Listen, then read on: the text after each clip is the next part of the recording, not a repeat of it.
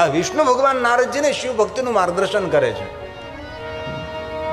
આ શ્લોક ભગવાન વિષ્ણુએ ગાયો છે અને નારદજીને કહે, નારદ, હવે ત્રીજી વાત તમે ધ્યાનથી સાંભળો અને યાદ રાખો અને સ્વીકારો અને અનુસરણ કરો. સર્વાંગેષુ પ્રયત્નેન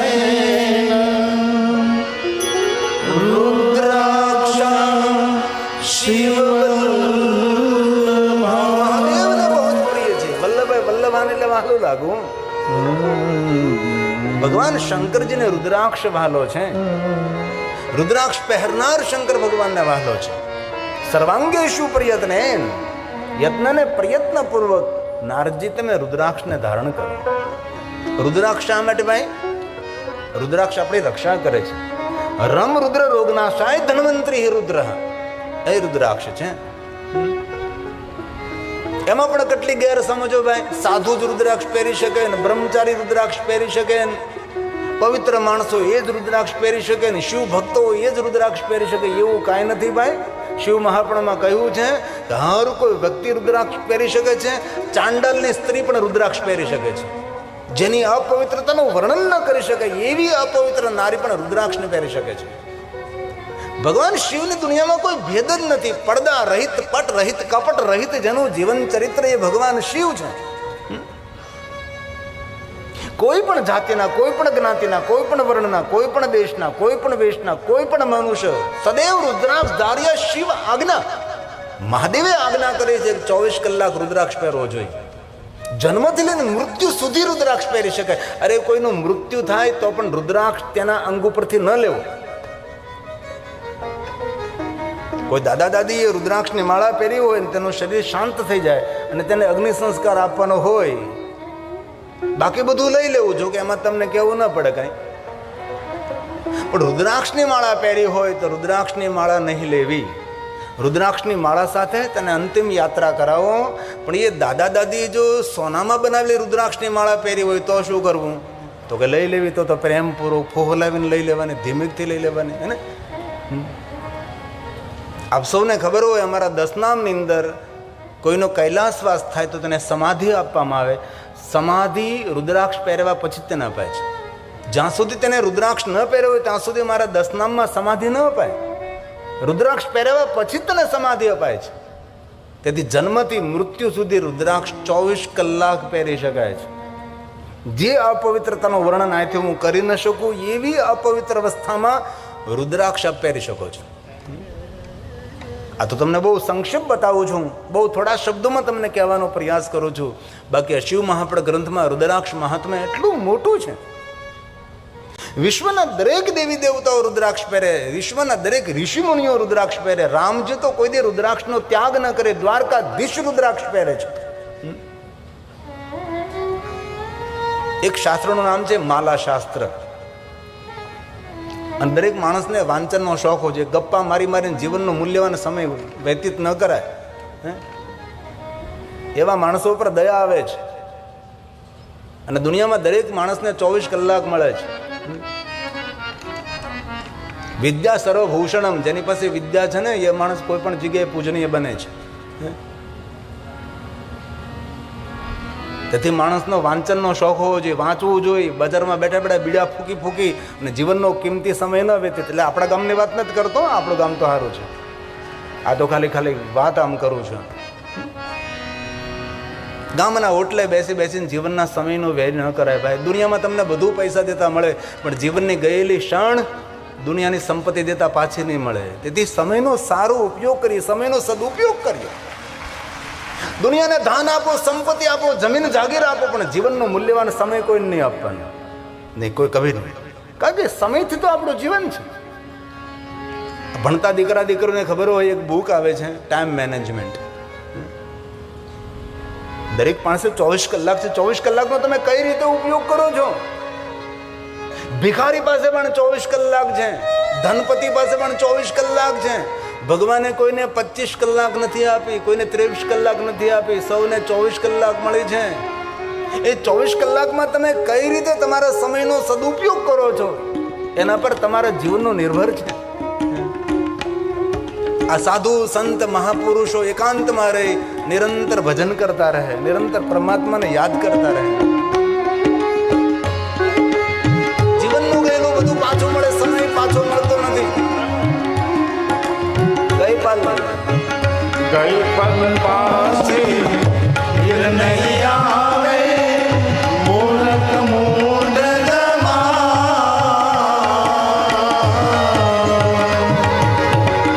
ગઈ પલ પાસે નહીં આવે, મૂરખ મૂઢ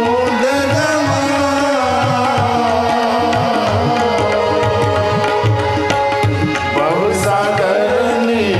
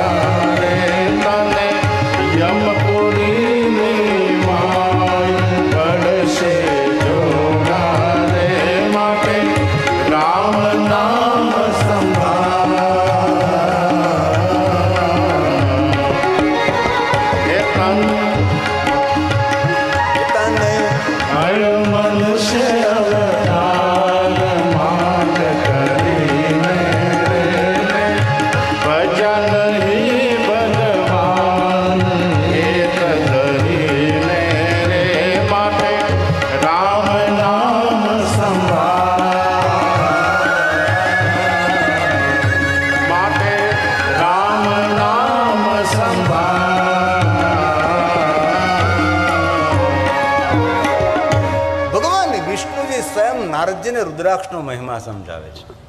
નારદ, તમે રુદ્રાક્ષ પહેરો, વિચલિત મન તમારું શાંત બની જશે. અને એવું નથી કહ્યું કે મહાદેવના ભક્તોએ રુદ્રાક્ષ પહેરો, સૌ માટે રુદ્રાક્ષ છે. અને 24 કલાક રુદ્રાક્ષ પહેરી શકાય છે. શિવપુરાણ ગ્રંથની અંદર તેનો બહુ મોટો વિસ્તાર છે. આ તો ખાલી તમને ખાલી રુદ્રાક્ષને યાદ અપાવું છું.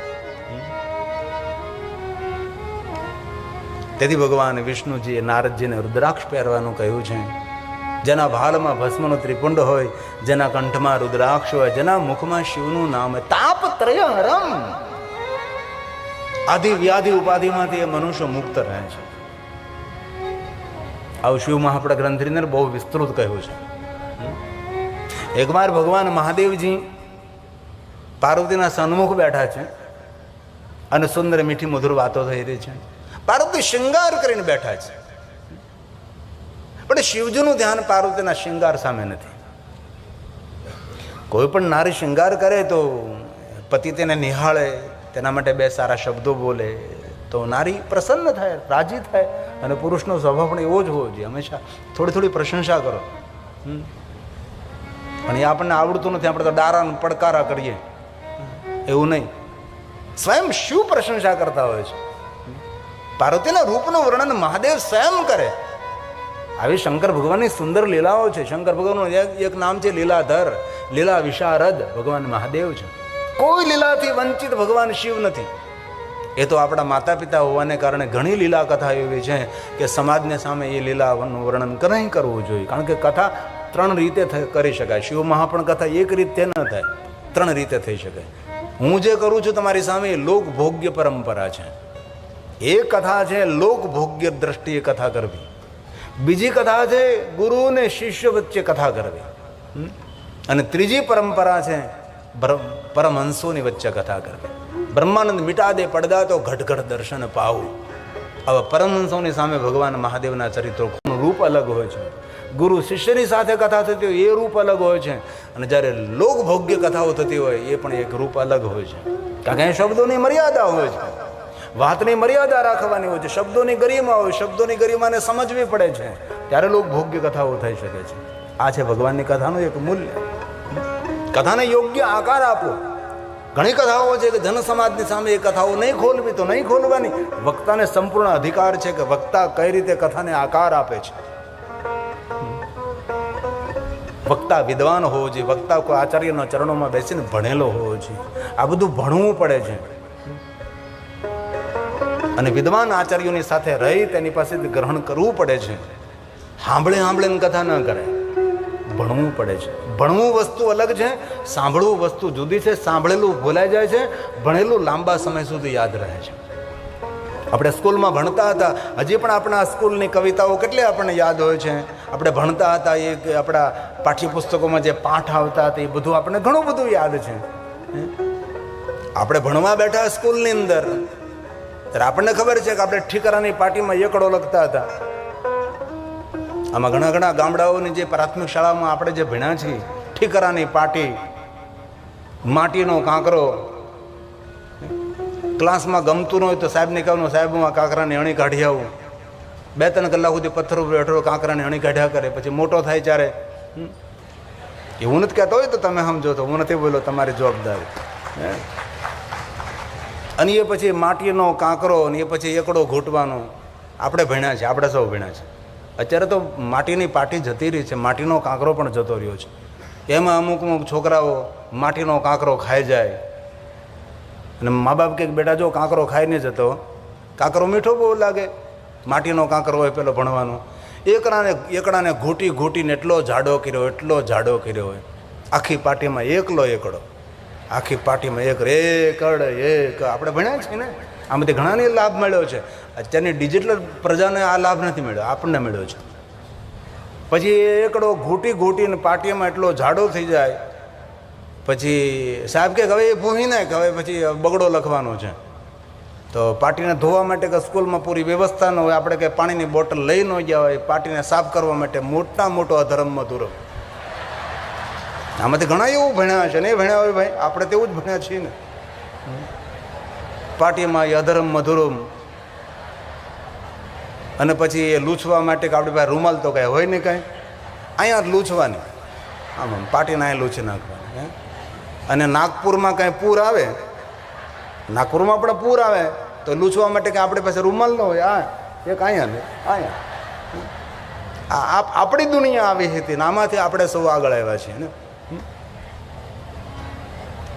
ભણેલું લાંબા સમય સુધી યાદ રહે છે, સાંભળેલું ભૂલાઈ જાય છે. તેથી આ પુરાણોને ભણવા પડે છે. તો રુદ્રાક્ષ મનુષ્ય માત્ર પહેરવો છે.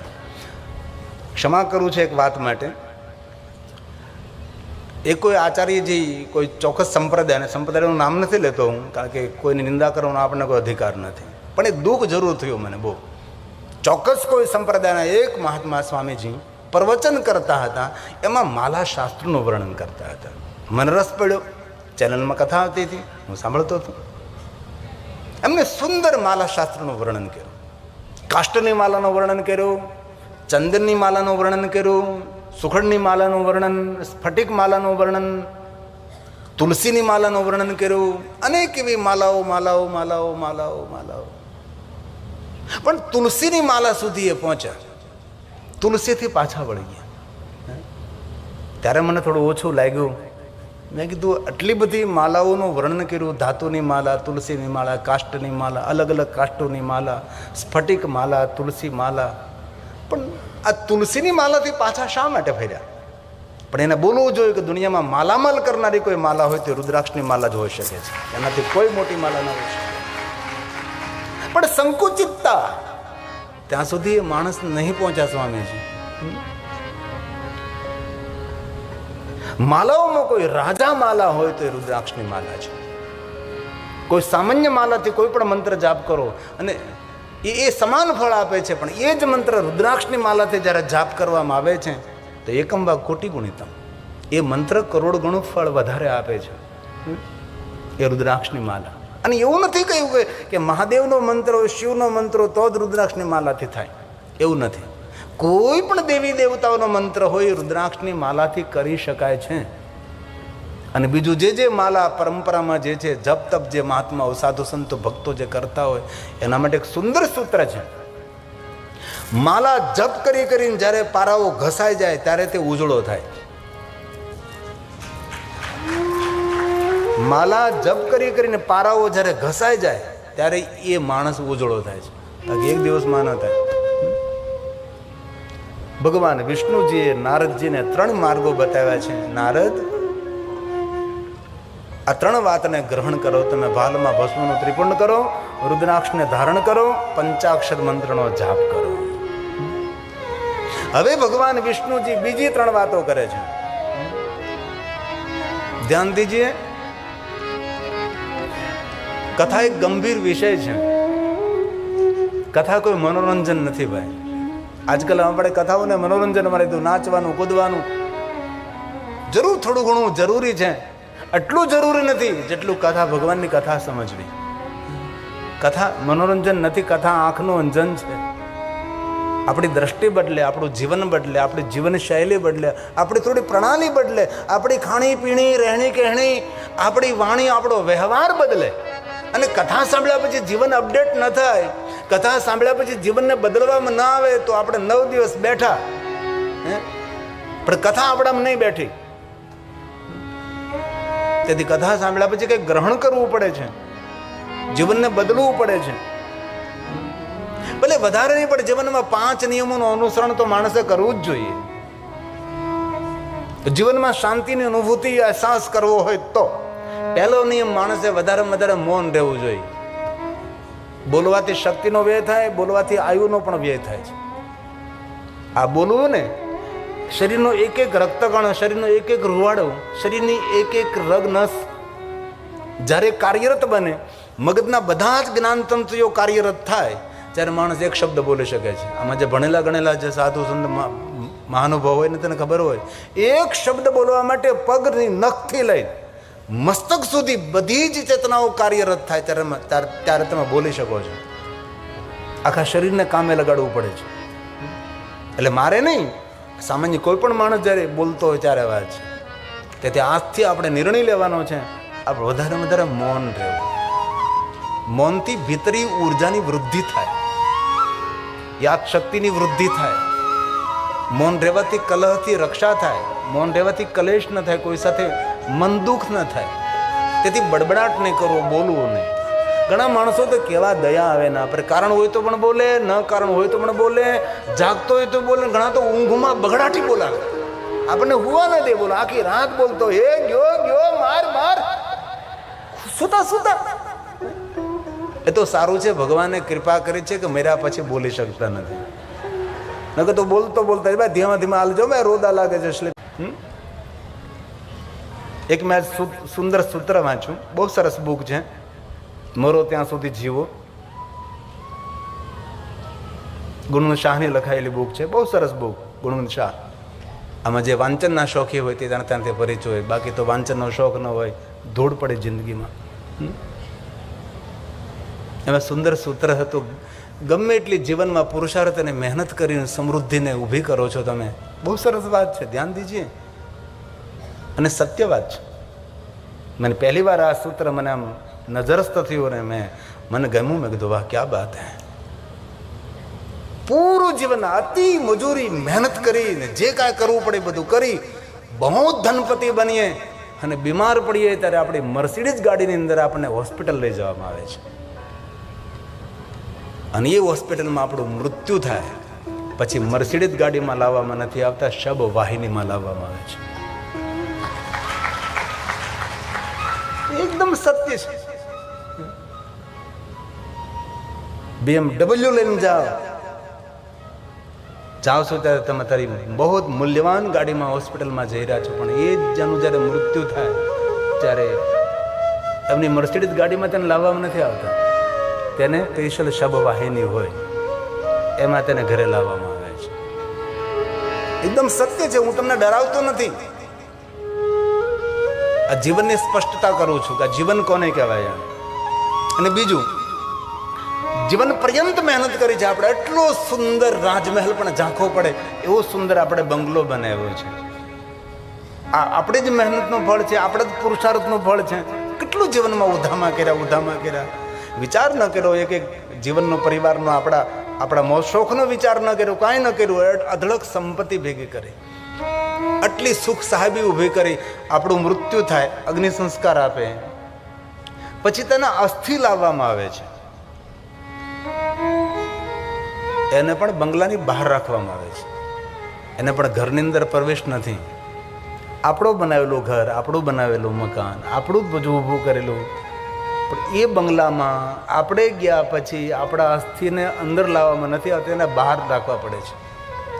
અમારા હરિદ્વારના આશ્રમમાં પણ લખેલું હોય ને કે અસ્થિ અંદર નહીં લાવવા, બહાર એક વ્યવસ્થા હોય ત્યાં તમે મૂકી દો. આશ્રમની અંદર પ્રવેશ નથી અસ્થિનો. જેને આપણે ગુજરાતીમાં ફૂલ કે ફૂલ પધરાવા જાવ, ફૂલ એટલે અસ્થિ, હાડકા. આ જીવનની વાસ્તવિકતા છે. અને શિવનું ચરિત્ર જીવનની વાસ્તવિકતા શીખવાડે છે. કાલ્પનિક જગત મહાદેવનું નથી, વાસ્તવિક જગત ભગવાન શિવનું છે. શિવને સમજવા માટે આમ નવદીમાં સમજી લઈ ઠીક છે, ભગવાનની કથા આપણે કરીએ છીએ. તેથી આજથી એક પહેલો નિયમ ધારણ કરવાનો છે, મૌન રહેવાનું છે. સામેનો માણસ ગમે એટલું બોલે, આપણે બોલવાનું નથી. ભલે બોલે તેના બોર વેચાય, એ વસ્તુ અલગ છે. કેટલું બોલવું, કેમ બોલવું, એને આપણને ગતાગમ હોવું જોઈએ. પણ બને ત્યાં સુધી મૌન ધારણ કરવું. અને શંકર ભગવાને સ્વયં મહાકાલીને બહુ સારા વ્રતોની, ભવાનીને બહુ સારા વ્રતોની શૃંખલા કહી, ઉમૈયાને બહુ સારા વ્રતો, એટલા મહાદેવજીએ વ્રતોનું વર્ણન કર્યું છે. એમાં ભગવાન શિવજીએ કહ્યું કે આ બધા જ વ્રતો મને બહુ જ વાલા છે, પણ એમાં વાલામાં વાલું મને કોઈ વ્રત હોય તો મૌન. જે વ્યક્તિ મૌન રહે છે એને મને બહુ વહાલો રહે છે, આ મહાદેવે કહ્યું છે. તેથી મહાદેવના ભક્તોએ વધારે મૌન રહેવું. બીજું ભગવાને કહ્યું છે શાંત રહેવું. બાહ્ય ભીતર બે રીતે શાંત રહેવું. ભગવાન શિવજી શાંત રહે છે, ભગવાન શિવજી મૌન રહે છે. ત્રીજો નિયમ, મીઠી વાણી બોલવી. સામેનો માણસ ગમે તેટલા કડવા વચનો બોલે, કડવું બોલે, છડે પડે માનવી જીભ વડે. શબ્દ સંભાલ કર બોલીએ, શબ્દ કો હાથ ન પાવ. એક શબ્દ ઔષધ કરે, એક શબ્દ કરે ઘાવ. તેથી મીઠી વાણી બોલવી. ચોથો નિયમ, કોઈની ગંદી વાત કરવી નહીં, કોઈની ગંદી વાત સાંભળવી નહીં. કાન કચરા પેટી નથી. કોઈના કાનમાં ગંદી વાત નાખવાથી તેનું અંતકરણ ખોરવાય છે, તેનું ચિત્ત ડામાડોળ થઈ જાય. તેવી એવી વાતો કોઈને ન કહેવી કે તેનું ચિંતન વિક્ષેપ પડે, કભી નહીં. પાંચમો નિયમ, શુદ્ધ શાકાહારી રહેવાનું, નિર્વ્યસની રહેવાનું. પહેલો નિયમ મૌન રહેવાનું, બીજો નિયમ શાંત રહેવાનું, ત્રીજો નિયમ મીઠી વાણી બોલવાની, ચોથો નિયમ કોઈની ગંદી વાત કરવી નહીં, કોઈની ગંદી વાત સાંભળવી નહીં. પાંચમો નિયમ શુદ્ધ શાકાહારી, નિર્વ્યસની રહેવું. અને આ સભાની અંદર જે શુદ્ધ શાકાહારી છે તેને હું હૃદયથી ગિરિબાપુ પ્રણામ કરું છું. વર્તમાન યુગની અંદર શુદ્ધ શાકાહારી રહેવું એક તપ છે, એક સાધના છે, એક અનુષ્ઠાન છે, એક ઉપાસના છે. મોટામાં મોટું તપ કોઈ કલયુગમાં હોય તો પવિત્ર ભોજન, શુદ્ધ શાકાહારી. અમારા બ્રહ્મલીન ડોંગરીજી બાપા કહેતા હતા કે ભોજન ઉપર કોઈ કૂતરો દ્રષ્ટિ કરે, કૂતરાનો વિરોધ નથી, હું કૂતરો જરૂરી છે, પણ આપણા શાસ્ત્રોમાં જે લેખો કહું છું, કૂતરા હું પણ 15 રાખું છું. આપણો વફાદાર છે કૂતરો. ભોજન ઉપર કૂતરો દ્રષ્ટિ કરે, દ્રષ્ટિ દોષ વાળું ભોજન, આવું બ્રહ્મલીન ડોંગરીજી બાપા કહેતા હતા. ભોજન પર કુકડો દ્રષ્ટિ કરે, દ્રષ્ટિ દોષ વાળું ભોજન કહેવાય. બ્રહ્મલીન ડોંગરીજી બાપા કહેતા હતા કે ભોજન પર કોઈ પણ માણસ દ્રષ્ટિ કરે એ દ્રષ્ટિ દોષ વાળું છે.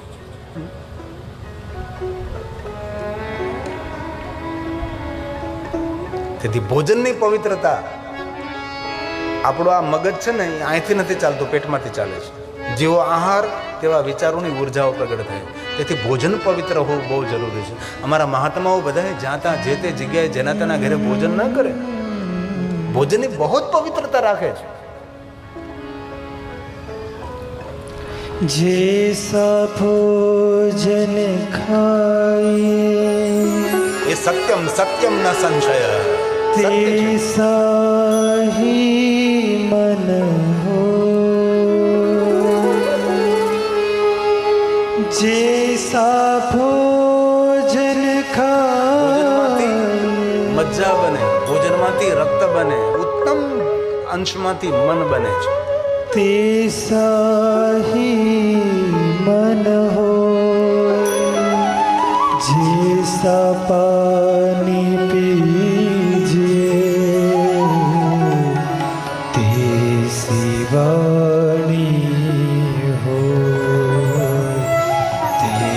શાહકાર. ચાણક્ય નીતિ આમાં ભણેલા ભાઈઓ બહેનો હોય તેને ખબર હોય ચાણક્ય નીતિ ક્યારેક વાંચવું. ચાણક્ય નીતિના સૂત્રો એવા છે કે ચારેય યુગમાં સાર્થક છે. ભલે કોઈ કોઈ વાત આપણે કલયુગની અંદર તેનું અનુસરણ ન કરીએ, પણ જાજે ભાગે વાતો ચારો યુગની અંદર જીવનમાં ઉપયોગી છે. ચાણક્ય નીતિ એમાં એવું લખ્યું ચાણક્ય કે ભૂખ લાગી હોય, ધ્યાન દીજીએ, ભૂખ લાગી હોય, એટલી ભૂખ લાગી છે કે અન્નનો એક કણ ન મળે, રોટીનો એક ટુકડો ન મળે તો મૃત્યુ થઈ જવાનું છે. આ ચાણક્યની વાત છે, ખાલી જાણવા ખાતર તમને કહું છું, અને સ્વીકારે તેને તો મારા પ્રણામ જ હોય. ભૂખ લાગી છે, અન્નનો કણ ન મળે, રોટીનો ટુકડો ન મળે અને મૃત્યુ થવાનું હોય તો ચાણક્ય એમ કહે કે હસતા હસતા મૃત્યુને સ્વીકાર લેવું, પણ માંસનો ટુકડો મુખમાં નહીં મૂકવો. એ આપણી સનાતની પરંપરા છે. આપણે શાસ્ત્રોની જે પરંપરા છે તમને કહું છું.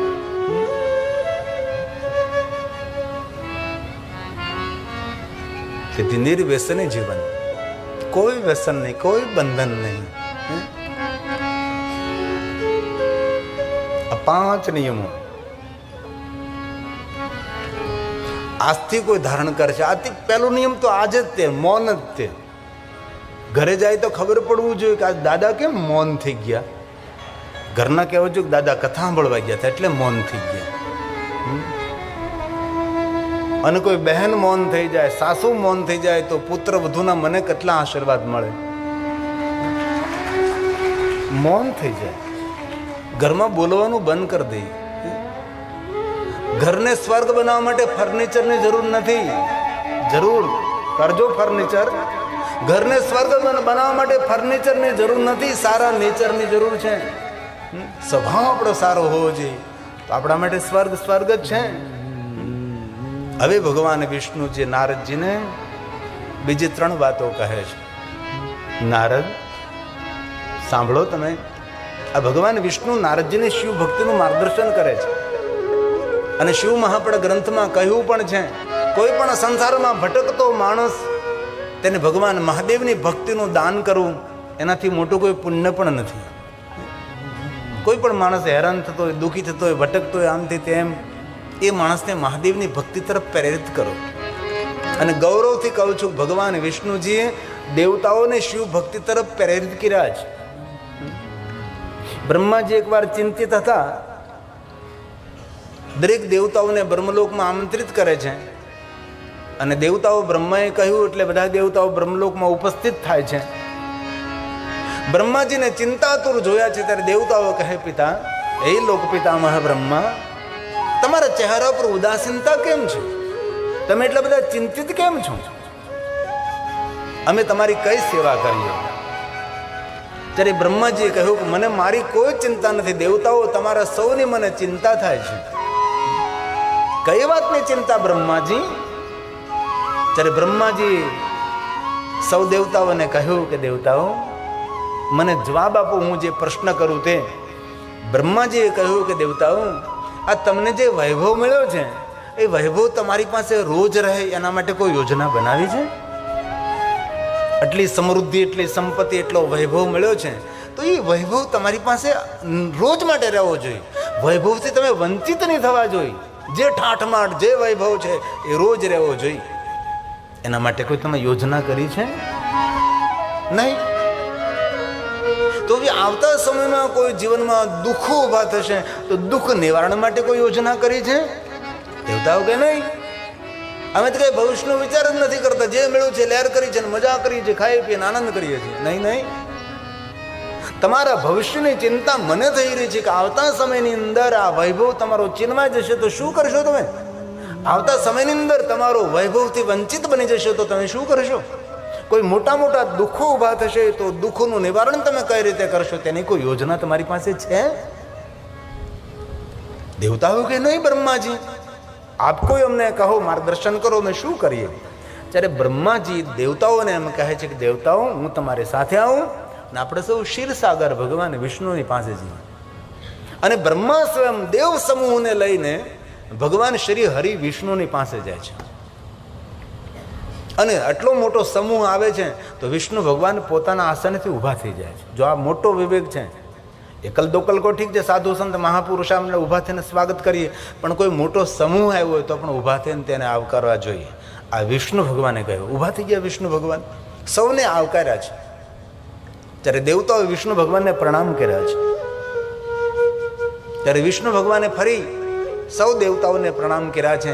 વિષ્ણુ ભગવાન જ્યારે દેવતાઓને પ્રણામ કરવા લાગે છે ત્યારે બધા દેવતાઓ બંને કંધા ઝુકાવી નિરંતર પ્રણામ કરવા લાગે છે. એક ધારા પ્રણામ કરે છે. ત્યારે વિષ્ણુ ભગવાન પોતાની આંખો બંધ કરી દે છે અને શાંત બની જાય છે. ત્યારે દેવતાઓએ પ્રશ્ન કર્યો, ભગવાન અમે તમને નિરંતર પ્રણામ કરીએ, તમે આંખો બંધ કરીને કોનું ધ્યાન કરો છો? ત્યારે ભગવાન વિષ્ણુજીએ કહ્યું, દેવતાઓ હું મહાદેવનું ધ્યાન માટે મેં કઠિન મહાદેવની ઉપાસના કરી હતી અને શંકર ભગવાને મને વચન આપ્યું હતું કે દેવ સભામાં તમને દેવતાઓ નિરંતર પ્રણામ કરતા હશે, નિરંતર પ્રણામ કરશે. મહાદેવનું આપેલું વરદાન મને અત્યારે સાર્થક થતું દેખાય છે, એટલે હું એનું મહાદેવનું ધ્યાન કરું છું. વિષ્ણુ ભગવાને કહ્યું, દેવતાઓ તો હું તમારી કઈ સેવા કરી શકું? ત્યારે દેવતાઓએ બ્રહ્માજીની સામે જોયું છે. બ્રહ્માજી સમજી ગયા. બધી વાત કઈ બોલવાથી ન સમજાય. ઘણી વાર આંખો પણ વાતો કરતી હોય, તમારો ચહેરો પણ જવાબ આપતો હોય છે. ચોપડા વાંચતા ભલે ના આવડે, પણ ખોપડા વાંચતા આવડવા જોઈએ. ત્યારે દેવતાઓએ બ્રહ્માની સામે જોયું. બ્રહ્મા સમજી ગયા કે મારે વાતની રજૂઆત કરવાની છે. બ્રહ્માજીએ કહ્યું કે ભગવાન વિષ્ણુ શ્રી હરિ, દેવતાઓની ચિંતા હું કરી રહ્યો હતો કે દેવતાઓને એટલો વૈભવ મળ્યો છે, એટલી જાહો જલાલી મળી છે. એ રોજની સંપત્તિ, એમનો વૈભવ કઈ રીતે એમની પાસે જ રહે, એના માટે કોઈ યોજના? આવતા સમયમાં કોઈ દુઃખો ઊભા થાય તો દુઃખોનું નિવારણ કેવી રીતે થઈ શકે, એના માટે કોઈ નિવારણ? અને ત્યારે ભગવાન વિષ્ણુજીને દેવતાઓ વચ્ચે સંવાદ શરૂ થાય છે.